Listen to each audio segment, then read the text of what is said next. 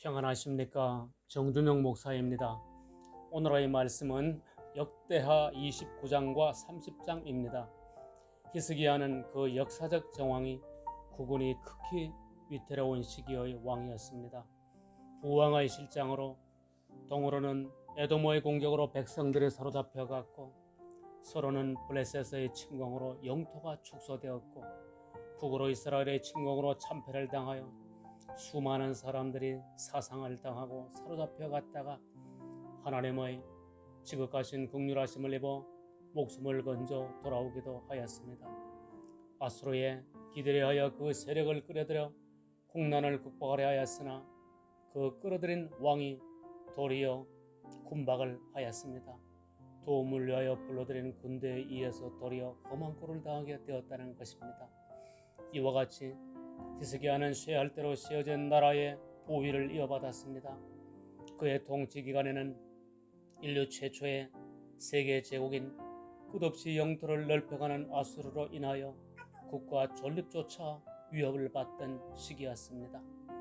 이때에 북조 이스라엘은 히스기야 통치 7년에 아수르 왕 살마네셀에 의하여 멸망을 당하고 아수르는 그 기세를 몰아 남조 유다까지 삼키려는 군사 행동으로 국군이 풍전등화 같은 시기였습니다. 이에 대하여 이사야 8장 7, 8절에서 그러므로 주 내가 흉령하고 창일한 큰 하수 곧 아수르 왕과 그의 모든 위력으로 그들 위에 덮을 것이라. 그 모든 골세 차고 모든 언덕에 넘쳐 유다에 들어와서 창일하고 목에까지 미치리라 하기까지 그 위기를 표현하였습니다. 그런데 이러한 위기에 대해서 히스기야는 그것이 어디로부터 왔는가를 정확히 인지를 하고 대처를 하였다는 것과 그로 인해서 멸망의 위기를 넘어 오히려 강성으로 이어졌다는 것이 성경의 교훈입니다. 히스기야가 역대하 29장 9절에 말하였습니다. 이로 인하여 우리의 열조가 칼에 엎드려지며 우리의 자녀와 아내가 사로잡혀 갔느니라. 이로 인하여 무엇을 인하여요?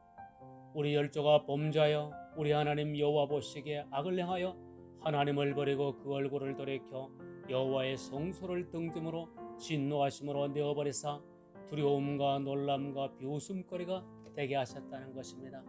하여서 히스기야 왕은 이 참담하게 된 원인을 알고 그에 대처하는 것으로 그의 정책의 기자와 실행으로 삼겠다는 정강을 발표하였습니다.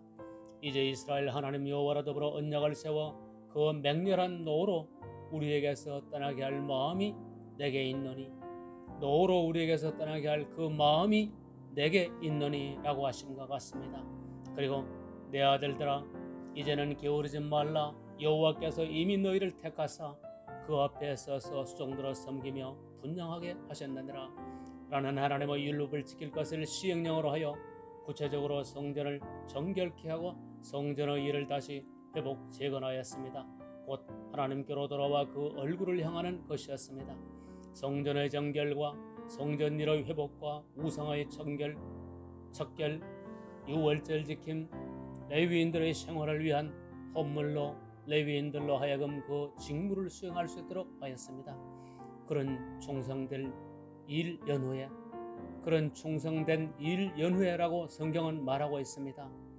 아수르 대군이 침공해 오자 하나님의 도우심으로 그 정의 대군을 괴멸시키므로 히스기야는 열국의 눈에 존대하게 되었는데 유다의 멸망으로 예정되어 있던 하나님의 계획이 그 침공이 오히려 열국의 눈에 존대하게 되는 계획으로 전환되었던 것입니다. 많은 국내외 사절단들이 와서 하나님과 왕에게 예물과 존영을 표하고 아수르를 견제하던 신흥강대국인 바빌론은 유다와 동맹의 손길을 내밀게 되고 사방으로 태평을 주는 하나님의 국방의 강화를 부여받았던 것입니다. 율법의 규정에 맞지 않았을 때의 그의 간절한 기도는 비록 유월절을 한 달 늦게 지켰으나 하나님께서 그의 간절한 기도를 들으시고 백성이 고침을 받게 하셨고 그의 나라가 아수르 왕의 군대로부터 위기에 처했을 시 그의 간절한 기도는 나라를 무려 그 후 120년간 그 수명이 연장되게 하였고 그 자신의 생명에 위협이 되는 질병으로 인하여 그의 간절한 기도는 그의 수명이 15년이나 연장되는 응답을 받음으로 하나님의 경이로운 영광을 보는 삶이 되었고 그의 부와 영광은 지극하게 되었으며 그의 하는 모든 일들이 형통하였으며 그의 사후 다윗의 자손의 묘실 중 높은 곳에 장사됨으로 존영을 얻게 되었다는 것입니다.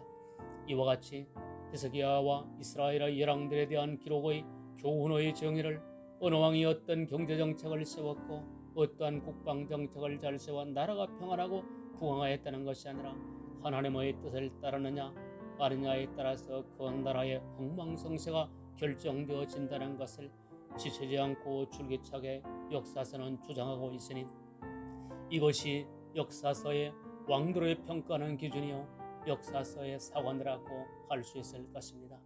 이 교훈에 대하여 사도 요한의 사랑하는 자여 내 영혼이 잘됨같이 내가 범사에 잘되고 강건하기를 내가 강구하노라 라는 말씀은 그 정의가 될 것입니다. 우리 그리스도인은 개인과 국가도 하나님의 이 평가 기준을 정확히 인식하고 이에 따른 삶과 국가 정책을 사려하여야 할 것입니다.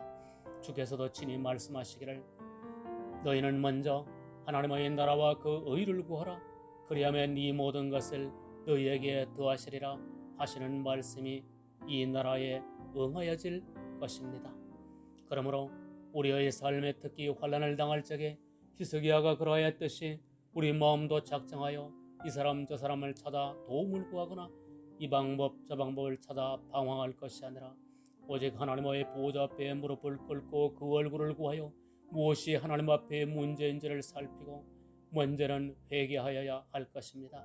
이같이 할 때에 비록 우리 자신이 부족하여 온전하지 못할지라도 하나님께서는 우리를 고치실 것이며 그 소리를 들으신 바 되고 그 기도가 여호와의 거룩한 저소 하늘에 상달되었더라 라고 하시는 성경의 말씀이 우리에게도 응하여질 것입니다. 기도드리시겠습니다.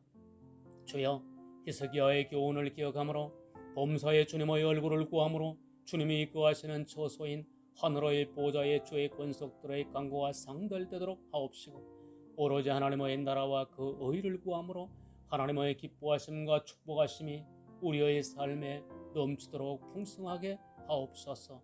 우리 주 예수 그리스도 이름으로 기도드립니다. 아멘.